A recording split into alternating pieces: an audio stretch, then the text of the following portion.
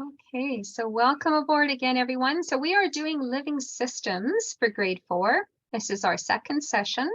So again, if you did not watch session 1, please go back and watch that. It's in the same folder that you're going to find your session 2 in, just sitting right beside it. And that's the same for any grade. So even if you have a change in assignment next year and you're doing a different grade, session 1 is for all grades, regardless of where you're coming in and sort of finding your way through this new curriculum. So my name is Chris Arski. I'm one of the consultants with the CART Consortia, which is Central Alberta. And I have this super fantastic creative partner, Ted, who is just going to wow you with some of the things that he's going to show you today that he's already created for you. So I'll let Ted introduce himself as well. Hi, good afternoon, everyone. Thank you for being here. I know it's a very busy time of year. My name is Ted Zeroni. I'm working out of Sherwood Park with the Edmonton Regional Learning Consortium. And again, realize you guys have a lot on your plate right now. So again, so much appreciate the time you're taking to be with us this afternoon.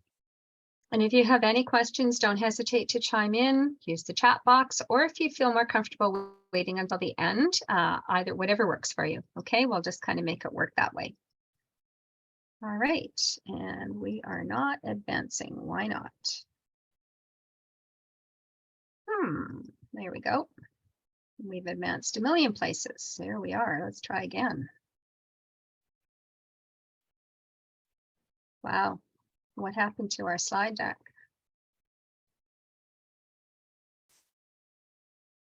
My goodness gracious, Ted. I don't know what's going on here. Okay, let's try it again. All right, I think we have some control now. There we go. All right, so we are going to start with our land acknowledgement. For those of you who are new, we try to put a little bit of a video clip or do a little bit of teaching that relates to the organizing idea that we're doing, in this case, living systems. And so we're going to share with you a video that we've been using for the other grades already in living systems. So you'll find this, I think, very helpful and connected to what we are doing. What is Indigenous worldview? What is worldview in general? I'm just going to fast forward it to just a starting point, and we won't watch exactly the whole thing. I'll stop at part way as well. And understand about Indigenous worldview. So let's talk through the basics. The first thing you need to know about Indigenous worldview is what the heck worldview even means. Now, what is worldview? I know I already mentioned what worldview has to do with different perspectives on the world, but let's define it even further. A worldview is a collection of attitudes, values, stories, and expectations about the world around us. These inform our thoughts and our actions. Our worldview is expressed through ethics, religion, philosophy, beliefs, etc. Overall, worldview determines how people live and how it can be shaped in any number of things, including ancestry, community, and social structure. Worldview is also how we think about our relationship between ourselves and other living things. You have a worldview that shaped you and has determined your beliefs. In the same way, Indigenous people have a unique worldview that influences absolutely everything we do. By learning about Indigenous culture, traditions, practices, and teachings, you are engaging with an Indigenous worldview. So let's talk more about that. The second thing you need to know about Indigenous worldview is the fundamentals of this worldview. Now, what is an Indigenous worldview? The guiding principle of an Indigenous worldview is that all living things are connected. Appreciation for all living things is a prominent Indigenous value which comes directly from the Indigenous worldview. Indigenous people live their lives under the principle that all living things contribute to the circle of life equally and should be acknowledged and respected as such. Indigenous people believe that the connection to ourselves, to the Creator, to Mother Earth, and all living things are integral parts of existing. That is why the land and other natural life is so important to an Indigenous worldview. Understanding that all living things are connected and that everything plays an important role in the world is an integral element of an Indigenous worldview. These principles are what guide the teachings, beliefs, values, and practices of Indigenous communities. Now, the third thing you need to know about Indigenous worldview is how it differs from Western worldview. Now, how is Indigenous worldview different from Western worldview? Most commonly, Western worldview is based on the assumption that man is superior. Instead of all living things being equal, living things are structured in a hierarchy.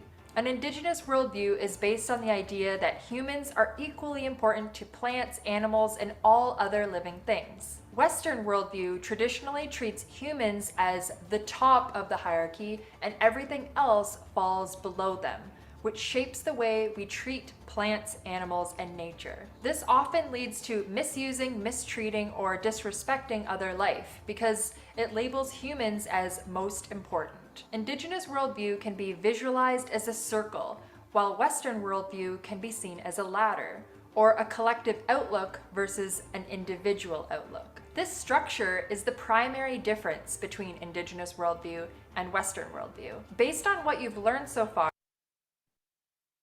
Okay, we're going to stop it there. I would encourage you at any time to watch this entire series. She has a number of different ones that we will use over time, but just so that you're kind of aware of them, because they're very, very good.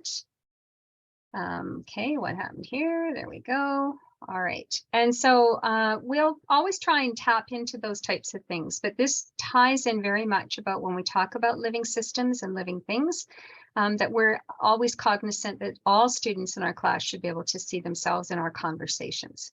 So to finish our acknowledgement then, in the spirit of reconciliation, we want to acknowledge that this gathering is taking place on traditional lands across the province of Alberta, home to many diverse First Nations, Métis, and Inuit peoples. We acknowledge that this land is a traditional meeting ground, giving voice to its original peoples and the story of creation of this country in a way that history has forgotten. what is Indigenous? So to give you just a quick sense of what we will be doing, our agendas will always look very similar to this, only it will be tailored specifically to the organizing idea that we're going to be talking about. But we really want to unpack sort of the general parts of our curriculum first in Living Systems for grade 4. And then as we start working our way through, we are going to get much more specific and deeper into the concepts that we're going to learn about. So it's understanding, first of all, what are the concepts, what are the skills, working from there, what are some surface level information that I can share with you as resources. And then as we start to unpack those and really get a good idea of what they look like and the students have good grounding in them, then we can start to make some connections and make it a little bit deeper.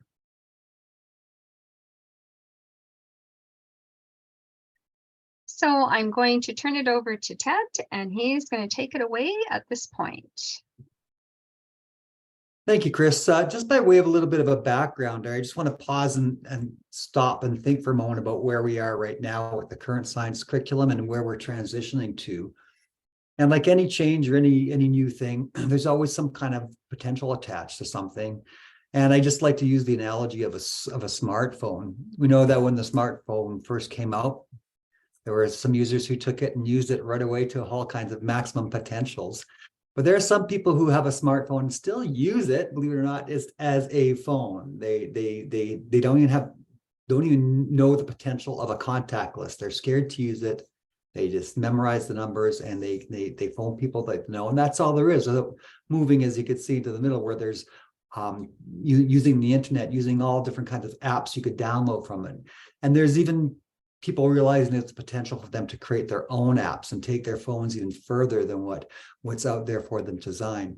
And it's difficult to move forward down that road and use something differently until we see some different potential with it and say, hey, that makes really good sense to have that contact list, and then take that step to try to figure out how to make a contact list and how to use it. And once we do that, we become familiar with it and it becomes routine. And then we learn something else about our smartphone and integrate that into how we use it. And that's the same thing with the curriculum. So if we look at the next slide right now, the current curriculum that we have is really built this way. And I apologize for the small writing. When you get the slide deck, you might be able to look at it a little bit closer. But really, there's three components to this, the current curriculum we have, and there's skills, attitudes, and understandings. Those understandings are broken down into the topics for each grade, as we know. Each grade has 5 topics, and those specific learning outcomes of those understandings are identified, and that's where we get a lot of that science vocabulary, such as magnet, seasonal changes, needs, material, rocks, senses. The attitudes also have specific learner outcomes, and the skills identified really at the first page of each curriculum guide. There are the 2 skills of science inquiry and problem solving, and there's learner expectations associated with that. Now, an interesting line in the current curriculum, if you just go to the next slide, Chris, it looks busy, but it's really not that bad. I'd like to draw your attention to the bottom right-hand corner in that box. There's a line that reads, each topic may be developed as a separate unit of study or linked to other topics, in other words, other topics within that science curriculum, or even other subject areas. And that's where we could see that transition from teaching in just topics like the far left to maybe integrating the ideas and understandings from the different topics within that science curriculum, or even going a step further and integrating the understandings and the skills and attitudes with other subjects and their understandings and skills and attitudes. Now, it's a big step, and some people are already there. I know kindergarten teachers, I think almost the more primary we go, the easier it is. It's just a natural thing to blend these things together. And I know there's a lot of teachers at different levels along the way. Some of us still feel a bit more comfortable teaching within those topics. And when we're done one topic, we finish it and move on. And some people are already integrating it into other subject areas in different ways. And everybody's somewhere on that spectrum. Now, when I talk about the potential of a curriculum to do that, we'll find that if the new curriculum we now have is structured in a way to maximize that potential. If you can go to that next slide, Chris, I'll show you what I mean. Rather than, there we go, we'll go back one. Oh, It sorry. looks like the same slide, but it's not. So rather than topics, we have organizing ideas within each one. And those organizing ideas are fairly broad ideas that, as we know, span the grade. So matter is not just in one grade, in kindergarten, but matter is something that we look at from K to grade 6. All the organizing ideas are like that, except for science, we know doesn't show up until grade 4, and computer and scientific methods doesn't show up till grade 1. But there's knowledge pieces in all those, and instead of calling those pieces vocabulary, we put the name of concepts to those things rather than they're just science words or science vocabulary.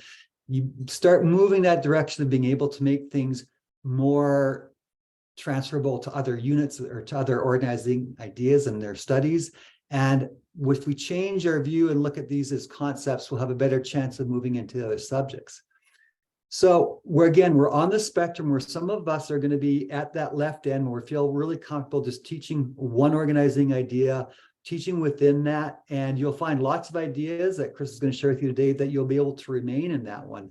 But when we think about the world that we're living in, and I ask this question many times at the start of sessions, is what is it that we really want for our students when they leave our classrooms and leave our schools?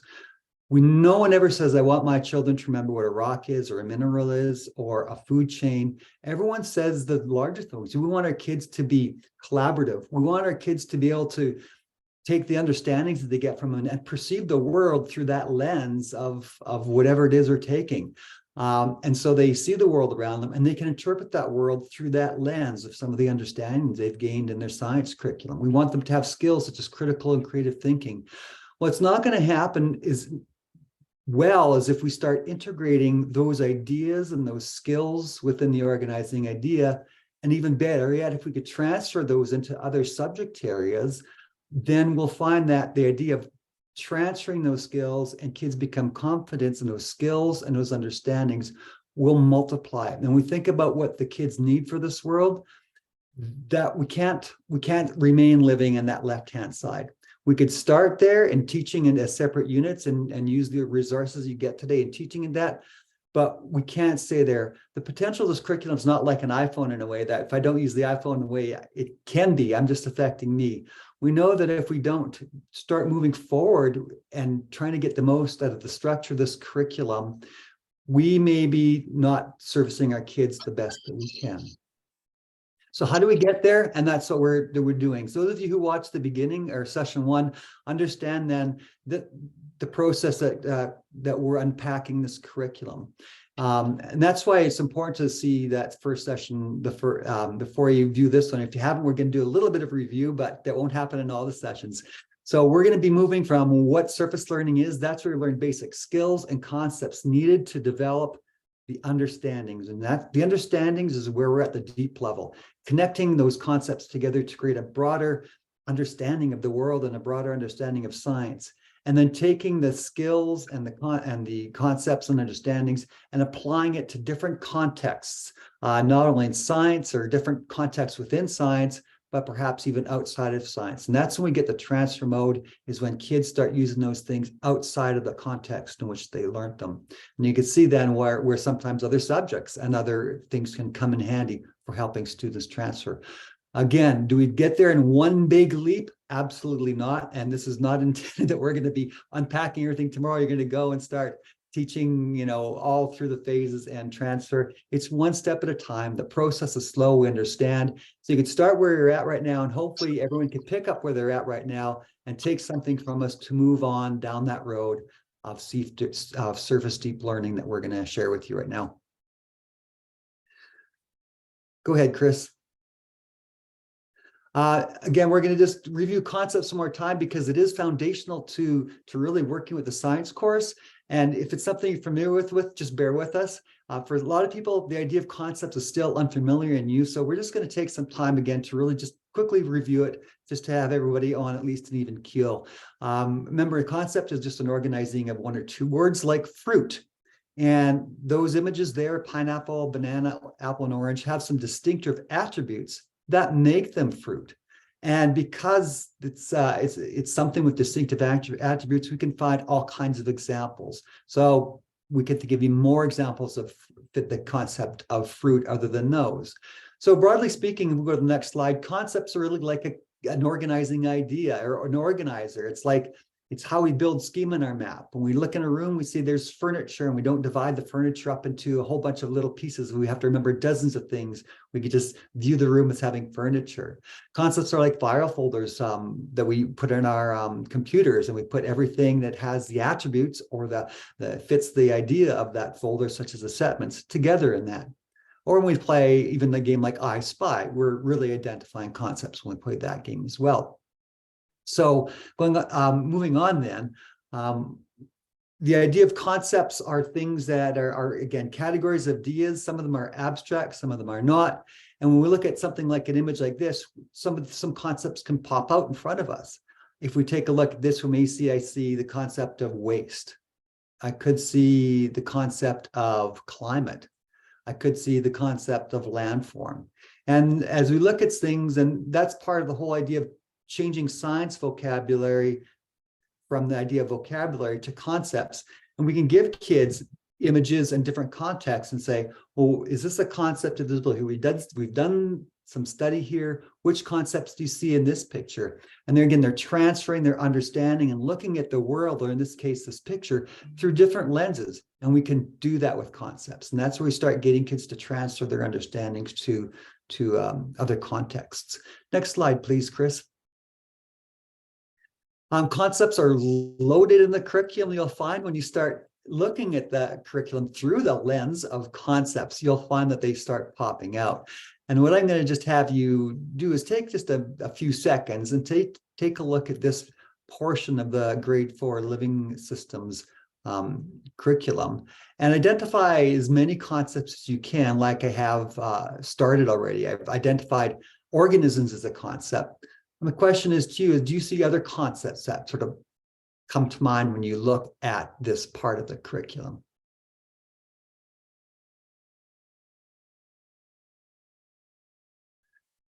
If you were to take a highlighter on a hard copy of this, you'd probably find that you would highlight many words, as you'll see on the next slide.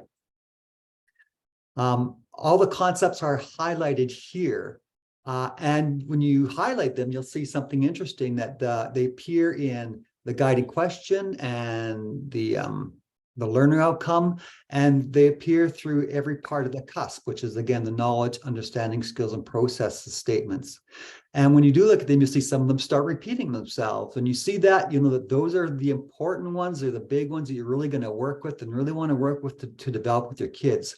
I've highlighted a couple ones that are pink. I've added something actually to them. When we take a look at analysis, there's the verb analyze. But when you analyze, you're creating an analysis, which is really a concept. So a lot of our verbs and the skills and procedures have that related concept. And when kids can understand what that concept is, they're even better able to do those skills. So if they know what a classification is or a classification system, it's just a group of way to organize things, it'll become part of what they do when they classify. Next slide, please. What I've taken here, and I know it's hard to read. It's a lot of things connected together, and probably on the screen it's hard to read. But what you're going to get with each organizing idea is something called what I call a concept map. It's not a true concept map because some of the things in there are not necessarily concepts. But it's meant there to give you a broad idea of what this organizing idea might look like. And again, to give the sense that concepts are not just things in isolation. The concepts are related all together. And this is just one way of organizing these concepts to create a certain understanding.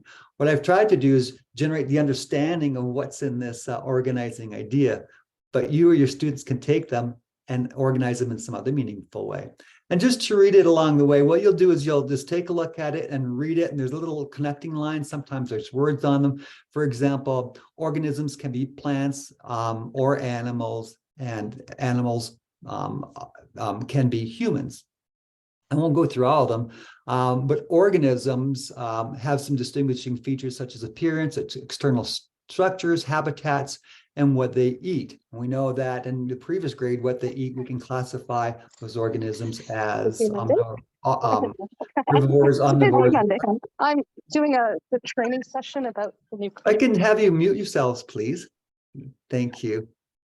So that's there to help you and read as you go along. So if it looks complicated right now, once you get close to it and follow along, you'll go, oh, okay, this makes sense. So give that a whirl when you get a chance. And maybe I can just comment on the brilliance that Ted puts together in the concept maps is really helpful when you're unpacking for the very first time. But what I really want to also comment on is that your curriculum is not a checklist. It's not about doing all of one color and say, I'm done and I'm moving on to another color. These are interconnected, and hence the word web. We really want to make that move happen so that we are building the connections between the different concepts that live in that particular organizing idea. And then later, as you realize, as we move into new organizing ideas, we've kind of picked the order in the way that we have because we are quite aware of which ones start to transfer from one organizing idea to another. So again, it's not a checklist of I did it, and let's move on to the next one. It's how do those turquoise ones fit with the light green ones that fit with the white ones? Like, what are the relationships and the interconnections? As I mentioned sort of at the start of this discussion, that this curriculum has a structure to it that allows that connection not only within each organizing idea, within a grade subject, our science program, but between grades and across grades. Here's an example of the main concepts and the concept progression from grade 1 to grade 6. And you have access to a copy of this. I think we reviewed it in our first session, and it's there with the resources in our session 1. But you'll see that in grade 1, students understand what plants and living things need to survive. And then we move on to grade 2 and to the growth cycle, and grade 3, we move on to the food chain. And now in grade 4, we move on to how pulling these together again and seeing how animals' external structures can help them in their quest to survive within the food chain and to meet their needs, as we found out through other grades. So it's really all connected because we have that one same organizing idea all the way through the grades and not separate to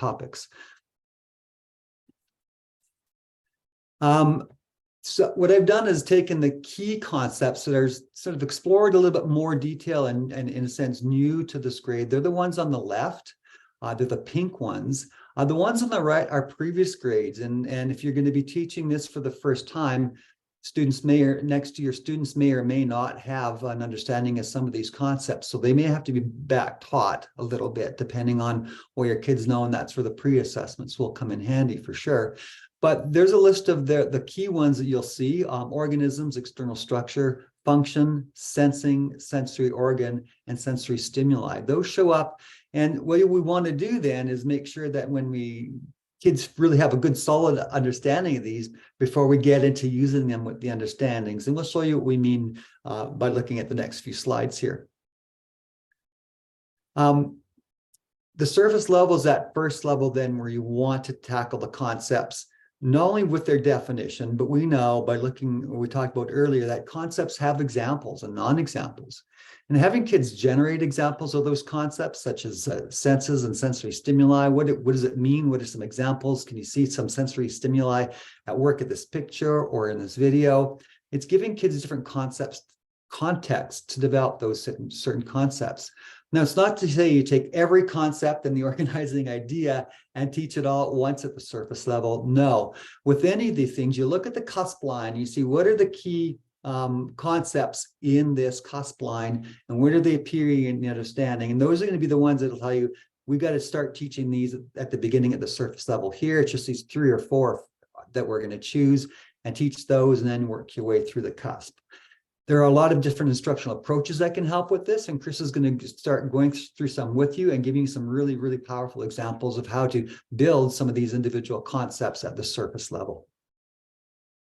So one of the very first ones that we might want to look at is a card sort. And we've been using this one in Living Systems now right from the get-go. So we're going to use it as far as we can as we move through the grades. But again, a card sort may be something you're very familiar with. It may be something you've never tried before. So again, it's a new learning approach, instructional strategy that you might want to do. But a card sort allows me as a teacher to provide students with a variety of pictures on a card, or whatever the topic might be.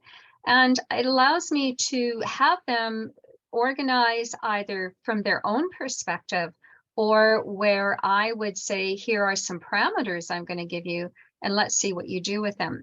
So it's very powerful as far as assessment is concerned from my perspective, because I can now see, what do the students already know? What don't they know? What are their, they know a little bit, but they're not really getting very deep into this. So it's a great formative, but it's also a great activity for them to start thinking about the topic that we're about to, the organizing idea that we're about to unfold with them. So in this case, students could be asked to organize, they could be asked to sort, they could be asked to just simply, here's some cards. Could you just put them down, whatever makes sense to you, and without even using the word sort. So there were some cards, and we've used the same cards all the way through. I put them into the folder already for you. You'll have access to them. But we've used them in particular in grades 1 and 3. And this is the ones I'm going to highlight. Not that we didn't use them in kindergarten. We did use them in grade 2 as well. But these are the kind of big rocks for you that link to your grade 4 organizing idea. So they first saw these cards and were just asked to sort them into columns of living and non-living, because that was the focus of the organizing idea at the time for grade 1. And so wanting to know whether they even know the difference between the terminology of living and non-living and what would they place there. And so we unpack that with the students. Why did you put it into each of these columns, etc. We asked them, what's the relationship between all the things you put in the living side? What are the relationships between all the things that went in the non-living side? Are there any relationships between the two, right? You could ask that question. Again, just making them think in terms of what is in each pile and why did I put them there and what made them so unique. We then go further and ask students to identify with the cards that are animals and plants. So they've already taken out the houses and whatever because they know those are not living. So now we're asking them to refine their thinking into what specifically, what organism am I going to call an animal? What organism is a plant? What constitutes a plant and an animal, and so on. So again, looking at what are the characteristics, we looked at what are some of the features, and that's a word that It comes up yet again one more time. So in this case, we see students have grouped them in a variety of different ways. I might see that they put all the plants together. In this case, they put all the animals together that had no feet. They had wings and birds together. So when we look at what they did, here's animals with 4 feet, here's animals with 2 feet or 2 wings. Here's no legs, no movement. And here's no legs but movement. So there were lots of ways they could have come up with this, but this is where the majority of the students went. So again, I'm starting to refine the thinking.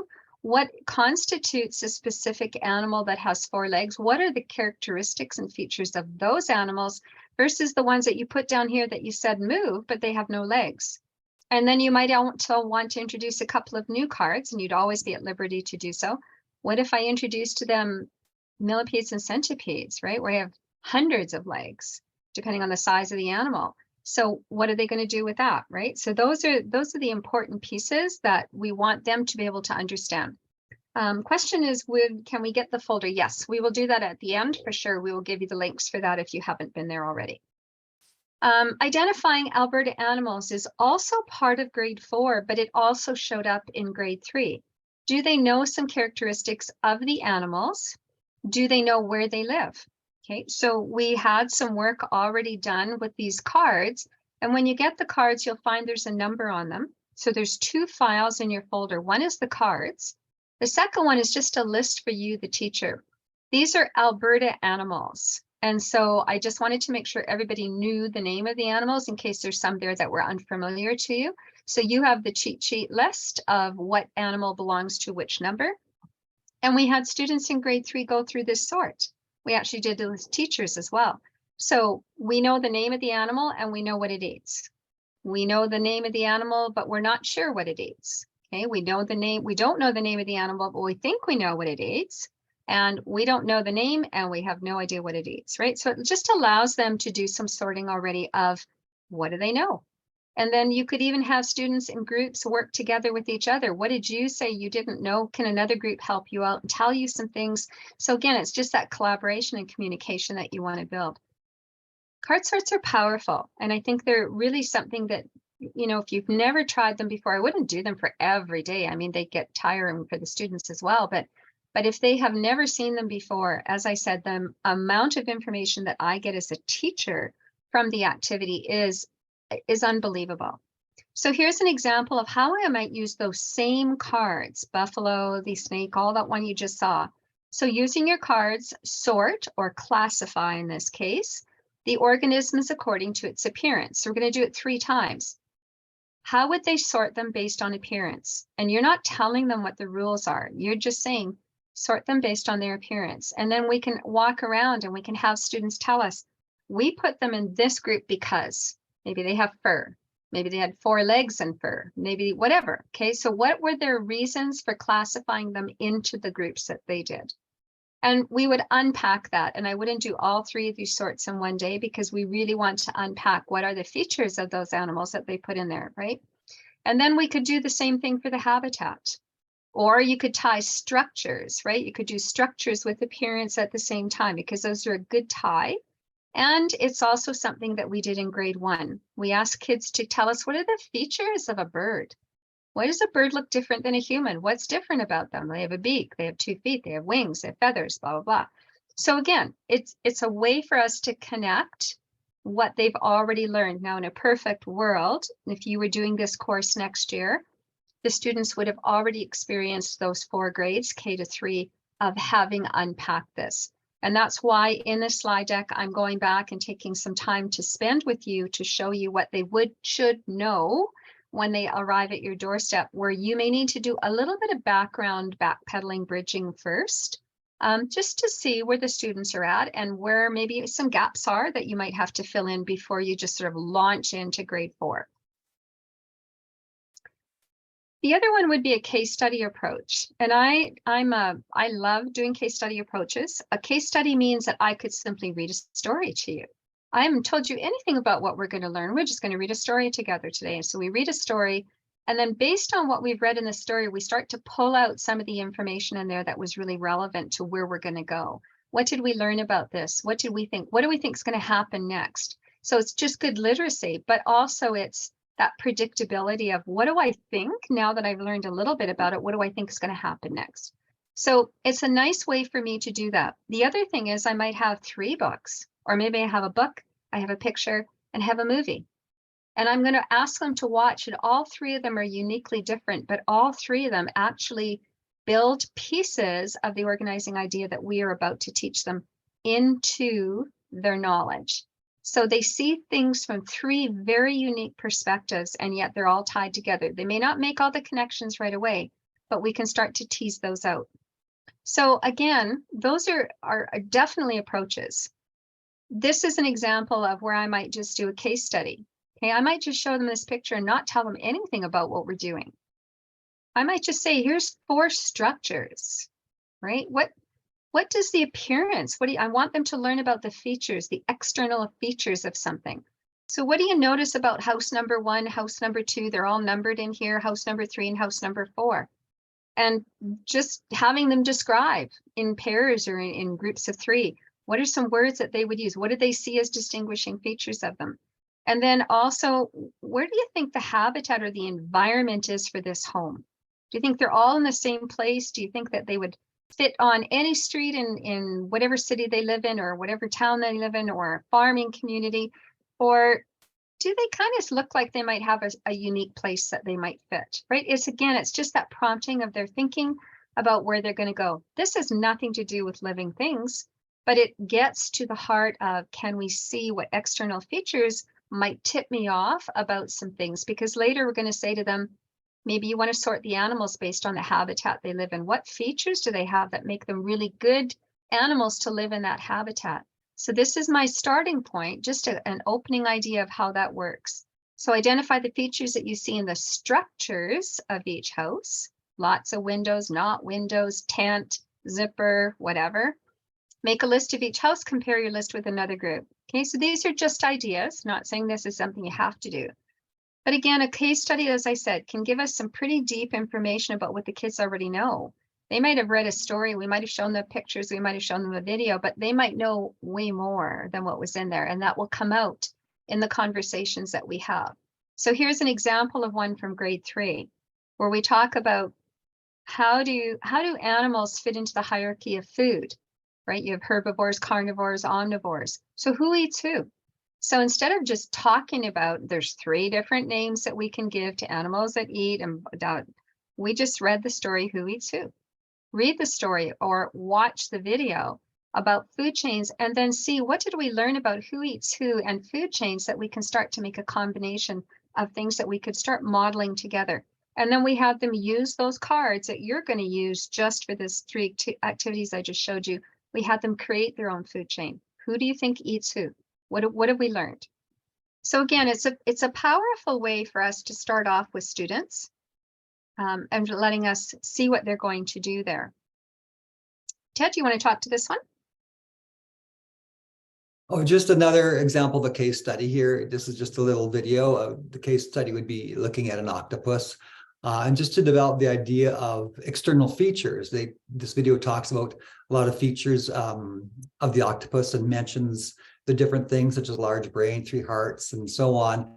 And then it would be, you could have a similar thing, have a card sort and say, sort these into 2 groups, or sort them into the groups they have here and say, why did I sort them into group A and group B, to help develop the idea or the concept that things have not only features, but some of them are external features, right, versus internal ones. So again, using case study and potentially card sort to go along with this as well. Okay, sorry, that video went a little ahead there.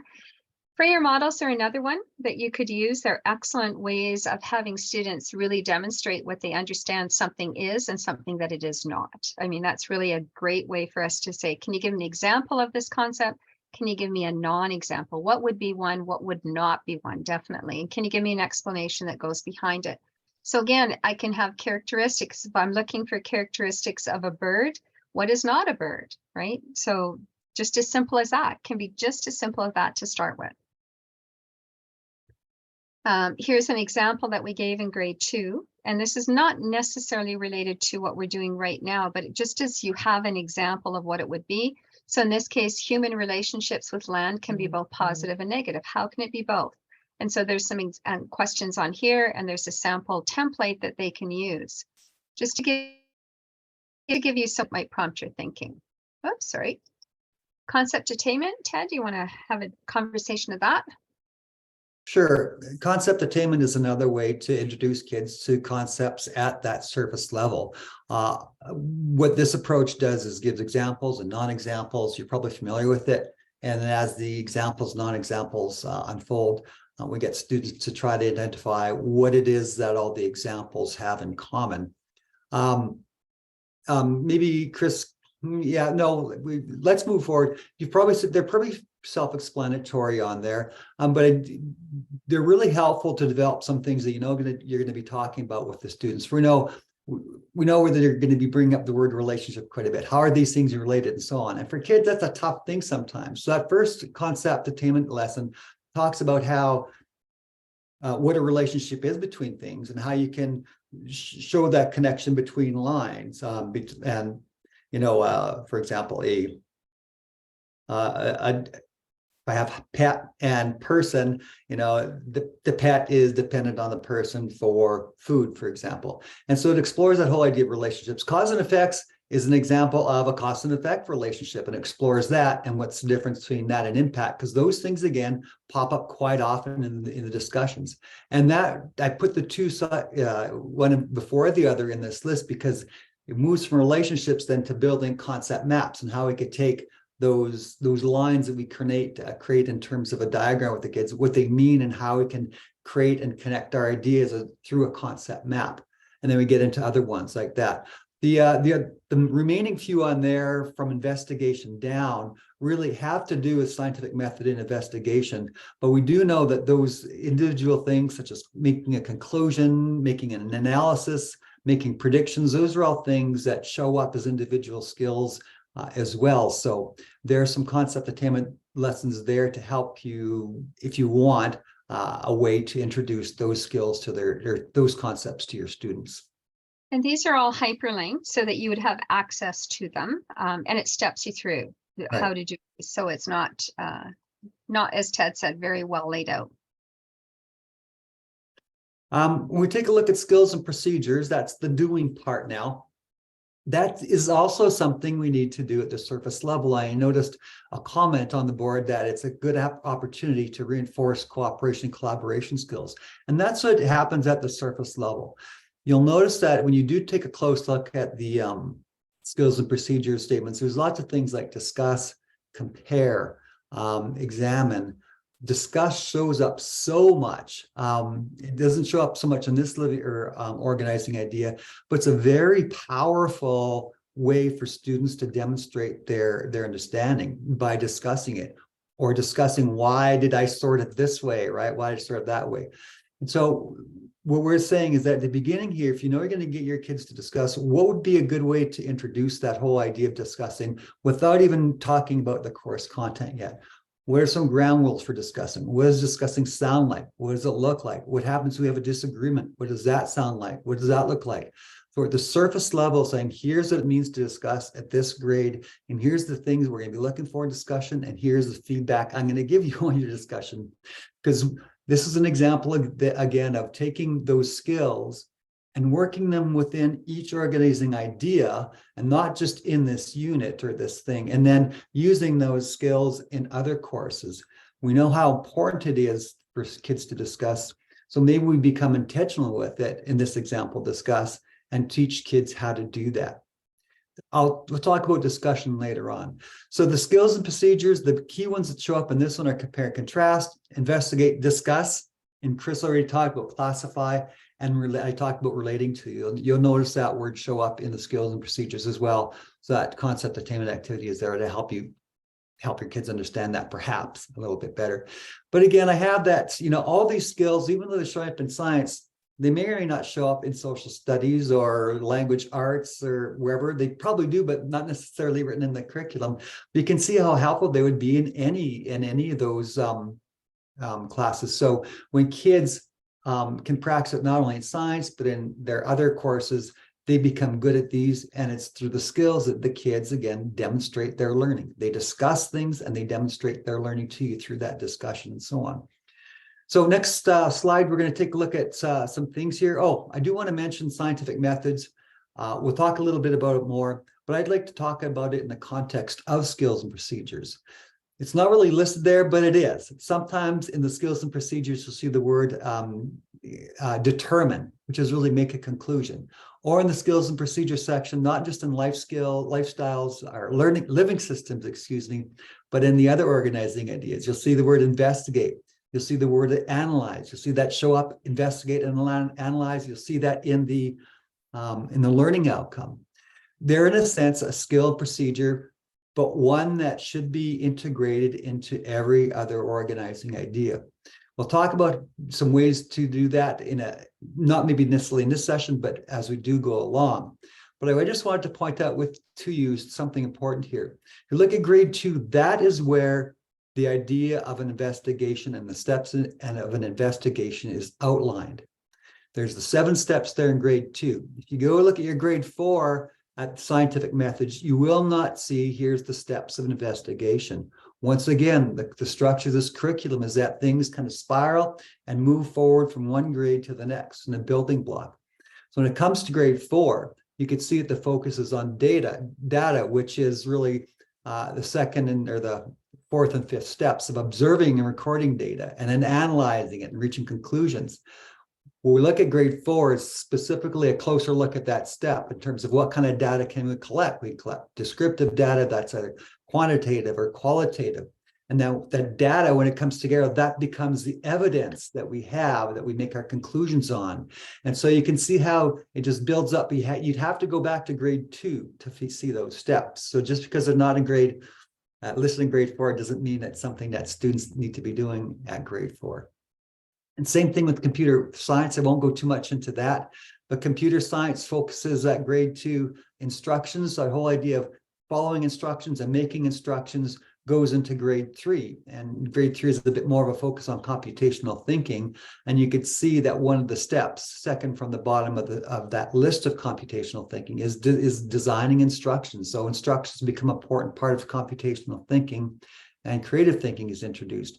So grade 4 also includes computational thinking and those creative thinking, but added to the design process. And how do we make something and design something, an artifact or whatever it is? The artifact could be coding, the artifact could be something else, the artifact could be a slideshow. You can see I didn't quite correct this one. So the grade 4 computer science of the last 2 paragraphs is wrong. You'll get that a little later on, but you can see that at the end of the day, even these things can be integrated into what you do. And we'll talk about a little bit about that a little bit later on. But really, at the end of the day, computer science and scientific methods are skills and procedures that are part of the program as well. Go ahead, Chris. Some of the other skills that or one way to teach some of these skills is through a direct teaching method. I have a sample of investigating. How do you teach investigating using a skills and procedures methods? It's direct. It's saying, here's what we do, people. We're gonna investigate. Here are the steps. Here's how we do it. I will demonstrate. So it's really explicit what it is that you're focusing on with the kids. Same with comparing and contrasting. Again, this is at the surface level. As the comment said, we have to teach beforehand how to have kids compare and contrast, maybe using a chart, before we can let them say, okay, go ahead and compare and contrast these things. We want to do some pre-teaching at the surface level of all those. And there's 2 examples of how you may want to introduce investigating and compare and contrast. Next slide, please. Yeah. One of the examples that we've had in the past, and this one would come directly from grade 2, is what do I need to stay alive? What's living and non-living? It's an extension of grade 1 as well, but it's a direct teach. This is surface level. And I guess I want to reiterate what Ted said at the beginning about surface, deep, and transfer. Surface, remember, is the factual pieces. We can't get away from that. Everybody's going to be teaching at surface level at some point, as soon as you have something new to impart with the students. How you do that teaching could be direct teaching. It could be that I'm going to engage you in an activity and we learn along the way. But that's just because we did an activity doesn't make it deeper. It just means I did it a different approach, but I'm still learning at the surface level. We all have to teach the facts, but we can't live in the world of facts. We can't stop there, because then I have no idea why you even taught me the facts if I have no opportunities to do applications and integrations. And then you expect me somewhere down the road to be able to make a decision about what I learned in the past. I should be able to tie that in somewhere and use it in a brand new situation. And I think that's really, really important for students to know. And I'm going to share a quick story with you because I think it's a valuable story for those who might be new to this. And 25 years into my teaching career, I had a student, or was given a student. I was a high school teacher at the time. I had a student that was given to me who was in grade 5, brilliant young little boy, and he just loved math. There was nothing I could show that little boy that he didn't want to just lap up. And I thought I was a really good teacher, and we used to do really well. So young man comes in grade 6, he writes the grade 9 PAT exam and he gets 100%. Did super well. And then, it was, well, now what do we do with him? Now he's in grade 6 and he's got to do something. So he just stayed with me and he did math 10, 20, 30 with the older kids. And by the time he got into grade 9, he wrote his math 30 diploma exam, got 100%. And then to keep him busy, I gave him every math course that he could possibly have digested that was given in the system, plus, and he just ate them all up. This young man graduated, and I thought he was going to university. He stayed on the farm, which was great, family farm. And 2 months into the fall, in October, he gave me a call at school and he said, Mrs. Z, Dad wants to build a dugout. And I mean, he called me out of class for this. I'm thinking, okay, and you're calling me because? And he said, well, he wants to know what the volume is. And I can actually tell you seriously that I don't think I had 3 seconds to just go through the roof. I said, how is it possible that you were with me for 6 years, got 100 on anything and everything that we threw at you, and you're phoning me about a grade 8 concept of a dugout? How is that possible? And he said, well, he wants slanted sides and whatever. And I said, you couldn't put a vertical? And he said, oh, yeah, I guess I could have. So yes, I went out and helped them with the dugout. But I will say to you right there and then, that was a huge shift and mind blower for me. It knocked me back on my butt to sit back and say, I am not the teacher I thought I was. Not at all. Because I thought I was really doing a good job. But really, if he couldn't have built that dugout with his dad, after everything that I taught him, I missed the boat somewhere. It changed how I approach things completely. But this is why I say the importance of facts. You have to teach the facts, but you can't live there because then they can't build the dugout. They won't build the dugout. That's an important distinction for us to keep in mind. A Venn diagram is another one that research tells us. This is one of those pieces that is the most, probably the best type of question that we can ask students to ponder, because I can't do it with just one fact and one fact. I have to have multiple facts in which I can make some comparisons. I have to know something to make that comparison. So a Venn diagram is a huge way for us to let students show us what they know and what they don't know, where their misunderstandings might come in. This is one that we did with grade 1s. So they were learning about basic needs of animals and plants. These are hula hoops, great Venn diagrams. You don't have to get fancy here. It doesn't always have to be on paper and pencil. Get them up out of their seat, give them the cards, put the Venn diagram down on the ground and go to her. And let them talk to you about why they put things there, especially if they have misunderstandings. It's a very, very powerful tool. And it's not just about science. You could use this in math, you could use it in language arts, you could use it in social studies. It applies to any and everything that you're doing.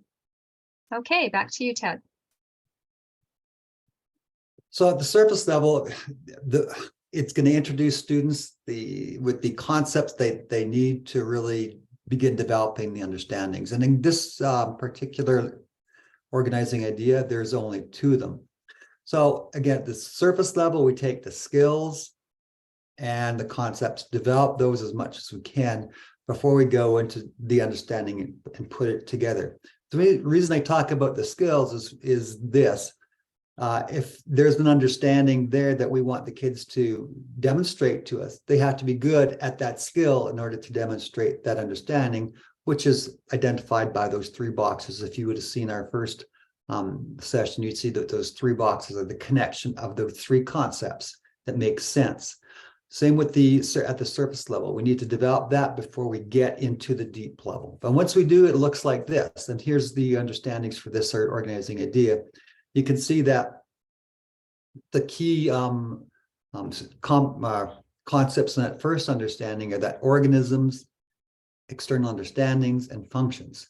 And put together, the understanding is a variety of organisms live on Earth and have external structures that support various functions.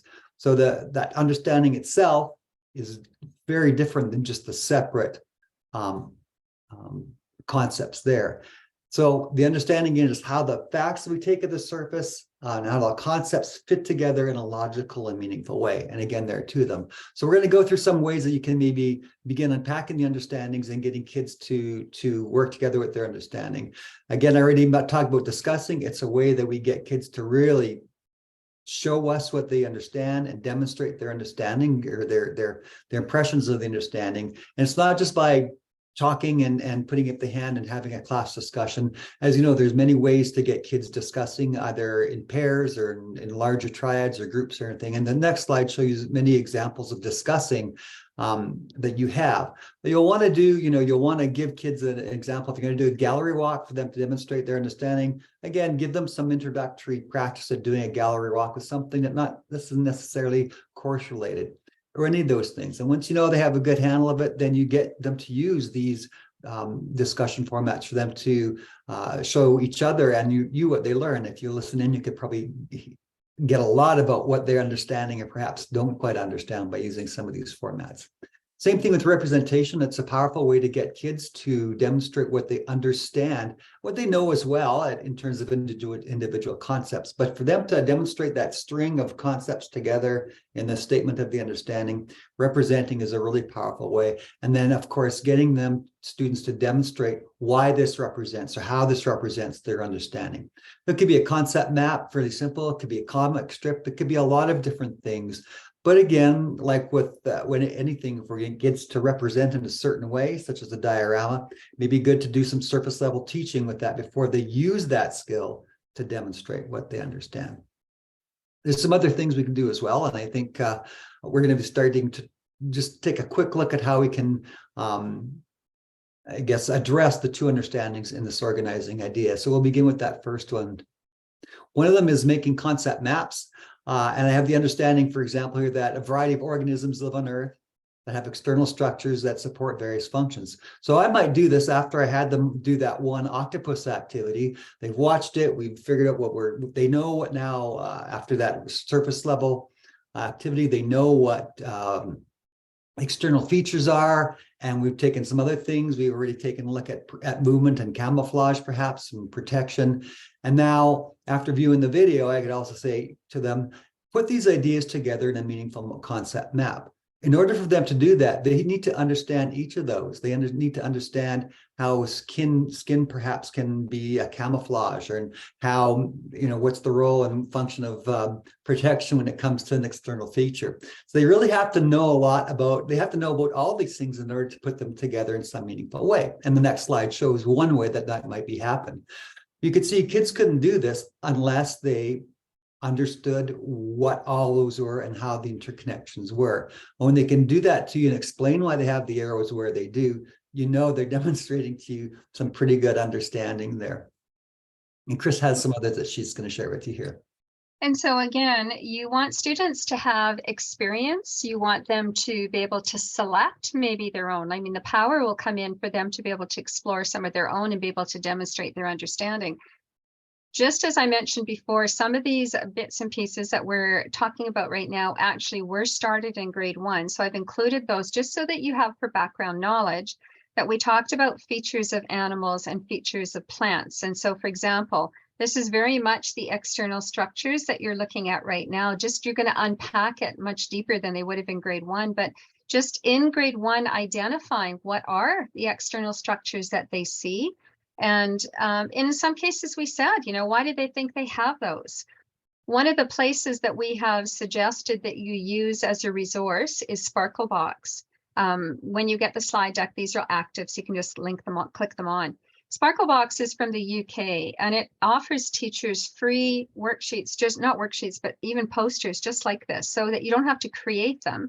There are some that they could label as well, but it's not about getting worksheets. It's really about, now that I know something about the features, or maybe I see features on here, can I quickly as a student even say, what is that feature for? Why does it have talons? Like, what's a talon, and why would I need that? So again, it's just letting them unpack. And this was already started in grade 1. So again, like I said, had it been in a perfect world where they've already arrived from 4 years of the new curriculum, they would have that background knowledge and that taught.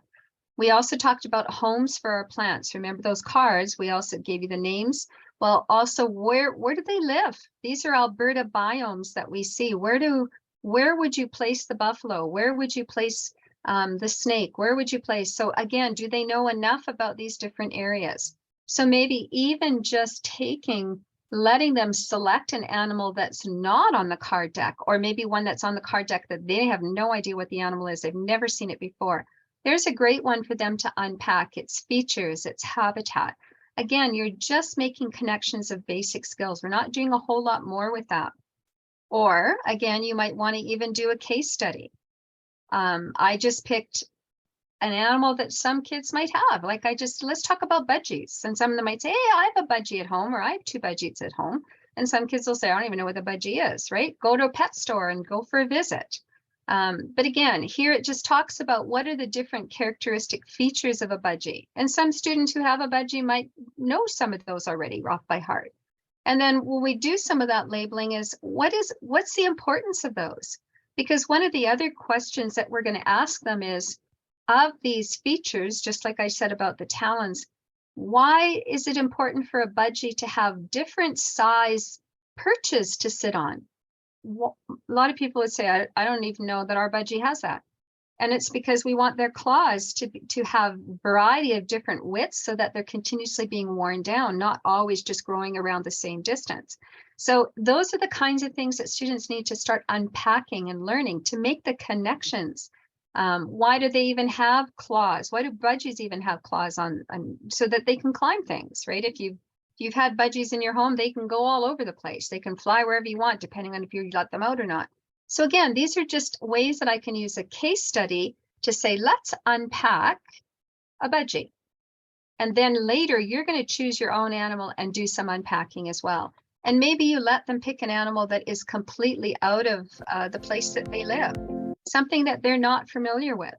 We could talk about this. Why does this help an eagle? Those talons we talked about, because he's about to go and pick up a fish. Why do these little branches hold these berries? Why is that significant for the plant? Because it's both the seed, it's also the fruit, it's all of those pieces, right? And so birds will come and eat it, birds take the seeds, birds waste drops the seeds, plant grow up. So how does that whole cycle all connect together? So again, it's just having them understand why I learned about features to now start connecting the pieces together. Oh, we're frozen again here. So what are some common structures and functions of all animals? Are all animals have something in common? Do all plants have something in common? Do plants and animals have something in common? Remember, we did that in grade 1 when we talked about what do they need? They have basic needs, that's for sure. I've also given you some videos. So depending on how you unpack this, I can't give you a lesson plan for every lesson because you each teach differently. But I can give you background information that, again, depending on how you wish to unpack it with your students, this gives you more information. Or once I've done a case study with the student, maybe now I let them watch some of these on their own so that they start to make some connections. And now I have them do something with plants. So again, what are the structures of a plant? What are the external structures of a plant? Why does a plant need those? We're not asking them about reproduction. We're not asking them about planting seeds and what does a plant have? And why is that so important, right? What are those pieces? Sorry, whenever we have a video, it does that. So I might also do maybe a comparison. Plants and animals. Select 2 animals from your card deck that you don't really know about, or select 2 plants that you don't know anything about, or one of their own, or go out in the schoolyard. and go find a plant. And then can they identify the plant, bring it back, a leaf back from it? Can they figure out what the plant is if they don't know it? Let them do a little bit of research. They're more than able to do that in grade 4. Or maybe I use a chart to start making some comparisons first. And then I have them do some conclusions about how do external structures help an organism? Like what is it that leaves are so important for? So these are ideas that you can start to get them going a little bit deeper and a little bit further into the pieces. So when I look at the second one, organisms sense and respond to their environments and support growth and survival. So again, how do plants and animals react to changes? We already know, and we've talked about in other grades, we talked about seasonal changes. We talked about migration patterns. So those are all pieces that help animals to survive. Do I need to go to a different climate because I can't live in Alberta winters, for example? I'm not that kind of an animal. So again, but what else do they have? What else do animals have? Why do cats have whiskers? And do the whiskers on cats do the same thing as the whiskers on a mouse? I don't know. Good question, right? Something for them to think about. So what do animals have that give them opportunities to sense their surroundings? What do plants have? Some plants close as soon as the sun goes down at night, right? The sun makes them open up their flowers and then they close their petals as soon as the sun goes down. Why does that happen? And what is that? What's the purpose behind it? But that's a stimulus, that's a reaction. So in kindergarten, we talk about senses, and the 5 senses, it comes in matter. They don't have living systems. And so this is a place that you would want to review that again. It's going to come up in your matter as well, where they're implied that they already know what the 5 senses are because they learned it in kindergarten. But those are important pieces to this whole conversation that we're having. Here's some case studies, again, depending on what they would like to do, what you'd like them to do is, you know, how does a plant taste something? And if so, what does it taste? Or how would we describe that if that's really true? Do plants know about touch? Some people talk to plants. Does it really matter if I talk to my plants or not, right? So these are all about possible case studies, depending on how you want to unpack it or how much leeway you want to give the students as far as letting them watch one and then coming back with what they've learned and applying it to a situation. Which animal has... One of the pictures that we used in grade 3 was looking at how we help animals within the environment. How do we make safety a priority? So these are examples of things that have been built for animals to make it safe for them to cross the road and the highway. These are just outside of Banff. But equally as well, from a sensation perspective and from a stimulus, if there is food on the other side of the highway and I'm a grizzly bear and I have a pretty keen nose for food and I can hear very, very well, then what options do I have for me to go across? What do all animals find it safe to cross over one of these? And not all animals will. They won't. They don't have that safety feature. There's something about the height that doesn't give them that comfort level. So they've built underground ones. And so are the underground ones, what do they offer? And why does an animal sense that to be more safe? Some animals won't go underground because they feel that they could be boxed in on both ends, right? So again, it depends on the animal. These are all conversations that we can have with students and let them come up with some areas that they might like to dive into a little bit further. Scent behavior and scent communication through scent is another one.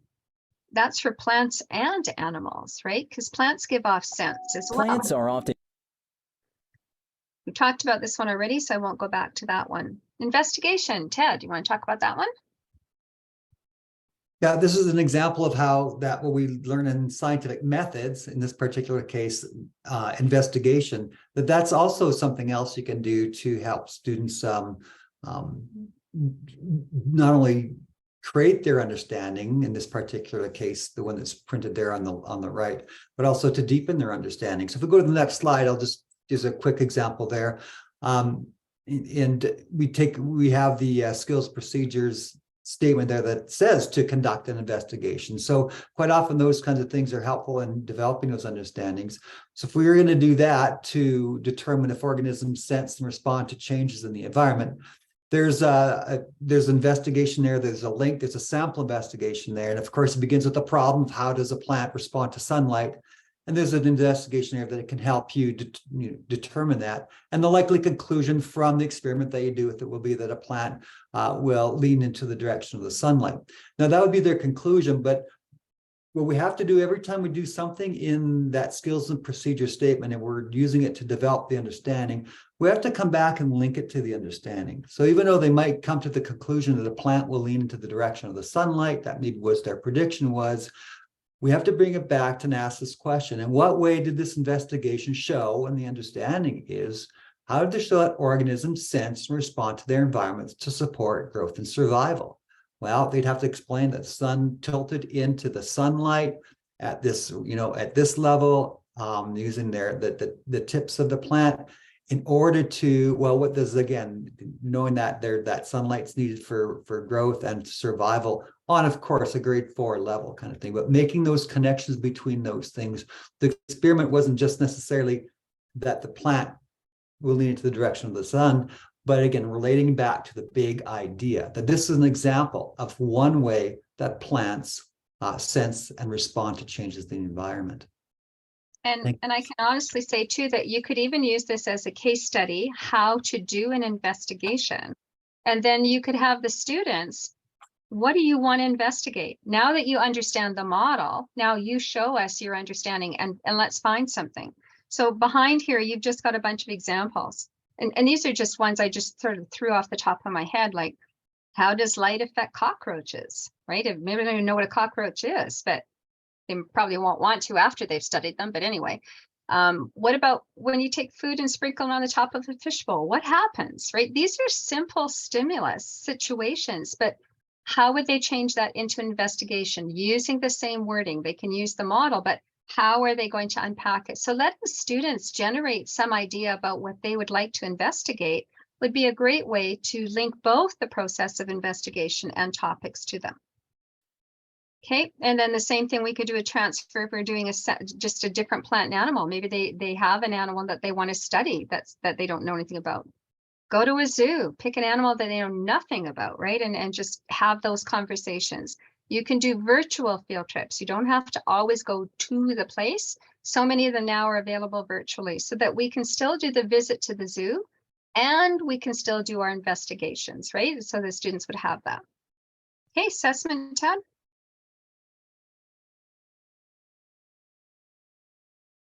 Oh, you're muted. I'm muted. Really briefly, there was a question on there. Well, are there any examples of some of these pre-assessments and everything? And not that we're aware of, but they can be fairly simple at the start for the concepts. If you don't have any, just ask them for the definition of something, give kids an example or a little video, a picture or something, a context to say, can you see an example of this? If you want to know whether they understand what features are, just simply give kids a picture and say, identify the features that you can see of this animal. And that'll give you a good pre-assessment of what they know. So giving kids little simple things like that for the concepts they're going to use for your whatever portion, that cusp line, whatever you're going to use, those are good ways to do it. You can even ask them, say, okay, in this, you think you're going to be doing some comparing and contrasting later on. Well, then, just ask them to compare and contrast two little things and see what they do for some formative assessment things. You could be comparing two plush animals or two shapes, or give them that card sort, which they probably had lots of practice with, but give them some things not related to the course concept as a practice. And ask them what those concepts are before you do. And if they know them, great. If not, then do some of the pre-teaching beforehand. That's probably what we have. Most of the assessment that we do is going to be formative. And then again, once you give them those transfer activities, like those investigations that Chris was pointing out at the end, maybe doing a dry run with them and then giving them a chance to try one of those other ones, that could end up being a formative assessment as long as they end up, demonstrating their understanding of what happened and what the conclusion was and how it connects to the learning outcome. And you notice that one of the key steps in investigating is analyzing. So if they go through this process, it's going to, you'll get some feedback for the learner outcome as well, which is that students will analyze. So go ahead, Chris. What I also did here is that we can use the skills and procedures for assessments, but they're not going to be doing all the assessing. And you always have to relate it back to either the individual concept or the understanding for it to be a good assessment. For example, if we look at the last one, conduct an investigation, they not only did the investigation, but it brought back to say, how did this investigation and what did we learn from that demonstrate the understanding? We know that the relating part is concept map is a good one for showing the relationships, but again, having and explain those things is a really good assessment tool. So you can see how the concept map might be a good exercise to do with those kinds of things. So what you have to do when you look at the skills and procedures is say, what am I really assessing here? And am I missing anything? You could see that in terms of a surface level assessment, the very first one, find and classify examples of local plants and animals based on appearance, habitat, and structures. You're not really making a connection between two or more concepts. You're really having them demonstrate your understanding of appearance. They can classify appearance. They know what that is. They know what structures are, and they know what habitat are. It's when you start putting them together, and that's why the other ones have the blue color to them. Now you're starting to relate concepts together when you start doing that. So there are some the skills and assessment procedures here in this list, I guess is what I'm saying, is that it's not all encompassing. It's not going to give you feedback on all the understandings necessarily and all the concepts that they're going to need to know just by using the skills and procedures statements. But they can be used for assessments for sure. And because remember, we want kids to be good at the doing part because it's the skills, the discussing, the investigating, the representing. That's what they're going to use to demonstrate their learning. So we want to make sure they're good at those skills before we get them to use them to demonstrate what they know and understand. We spoke a little bit about scientific methods and integrating that into the program. We are fortunate to have Nicole Lamoureux with us. She's also working through the RLC, who's going to provide separate sessions on scientific methods. They will be available within the next few weeks. So there'll be a scientific methods grade 4 that you can look at, and then she'll help walk you through about what that means to have that data and the data analysis and all those things to go along with it. So there'll be that there. And then I believe we're going to have some examples in there of how we can integrate it to different parts. Similar thing happening with computer science, right, Chris? Yes, correct. Engineering will be working with you as well. And we do have some other consultants that are going to be helping out and building some little bit more deeper computing science programs that you can use. But Ange will just touch on each of the grades, in this case, Living Systems grade 4, and give you some sense of what kinds of questions might I ask that fit into the computing science. It isn't about just, I think a lot of people are a little bit gun shy about the computing science, thinking I have to learn how to program computers and robots and whatever. And the answer is no. We're going to do some small steps into it and some questions that go along with that. So she will be a support for you as well. I just have some resources for you that you can use. Again, some of these are from previous and some of them are for this one. But again, depending on how you unpack it, you might find some of those slides helpful, or some of the resource sections that we're sending to you. And there's a whole section here on First Nations if you're looking for some linkages for the Living and Mother Earth as well, that you could access. These also are related to Indigenous perspectives, worldviews again, and specifically about land, because that's what we're studying right now. And I've just got a small summary page. Some people like using this as a formative. Some people just like use it as just to see what the kids unpack. However, if you don't need it, don't use it. That's entirely up to you. Again, there are some conservation things that are happening. So again, if they want to learn about some specific animals, I've just given you some that happen here in Alberta, just outside of Hinton, Jasper National Park, Banff National Park. And these are also related to Indigenous. So there's lots of resources in here. I would not expect you to but you would find something there that may support in addition to what we've been talking about. This is the link for Sparklebox, and you would have it accessible to you for science as well as for math. I will tell you it's really good for math as well. And then there's some other ones for animals. This last one is a rubric that we have found when we did the pilot series. It comes from Ontario, very similar to BC as well. And it just really offers teachers a way to assess student learning in science is specific to science. We're just saying it's not a must do. We're just suggesting maybe if you're looking for something, this might be a good starting point, or as a division, maybe you want to use the same one at the same time. So everybody's using the same language. However, it's just there as a possible resource for you, certainly not a must do. Okay, so we are 8 minutes over and we apologize for that, but we hope that you have found something here today that's going to at least get you started. We are hopeful that there will be more resources. There will definitely be more book resources for you that I will be referencing in the other organizing ideas. Haven't found a lot yet for this grade, but I will show you those as they come along. If there's any questions, I'll stop the recording so that you don't feel like you're being recorded and asking your question here.